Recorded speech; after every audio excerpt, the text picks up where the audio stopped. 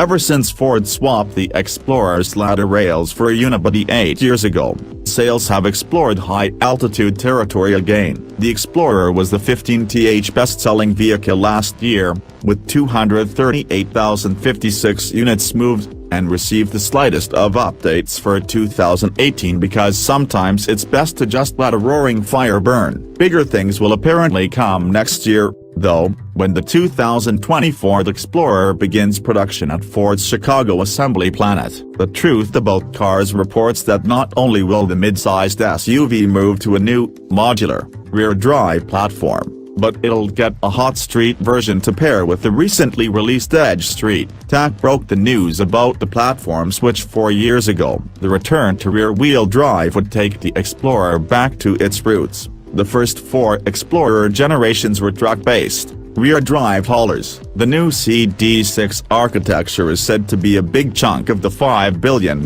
Ford invested in Lincoln, and it works for front, rear, and all-wheel drive vehicles. That kind of flexibility leads us to believe it's more like Volkswagen's highly adjustable MQB toolkit than a traditional platform. The CD6 Foundation will also support an unnamed Lincoln to be built at the Chicago plant. Both SUVs should have steel sheet metal, not aluminum, but why go RWD? No one outside of Ford has the reasons, but guesses range from better driving dynamics to the police market. Ford's move to 8WD platforms for its Police Explorer and Taurus caused the carmaker to lose a sizable chunk of business. Throughout the swath of the country from Ohio to New Mexico, police camp out in highway medians in Dodge Chargers. TTAC's Ford sources say the Explorer will get 4 engine choices. The present 2.3-liter turbocharged 4-cylinder will be the sole holdover. The current 3.5-liter V6 will retire,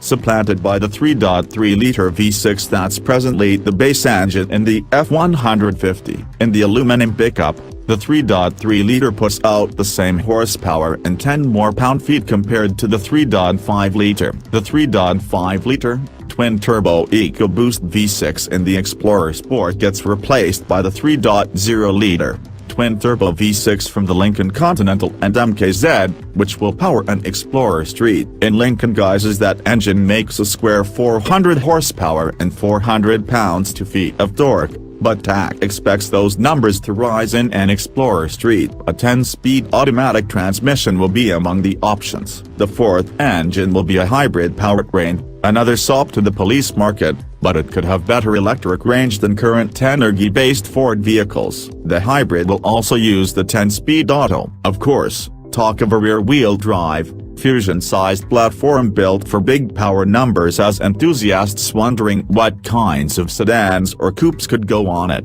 If such sedans come, they'll likely be long-wheelbase Lincolns headed to China, but there's no reason to stop dreaming about more driftable possibilities.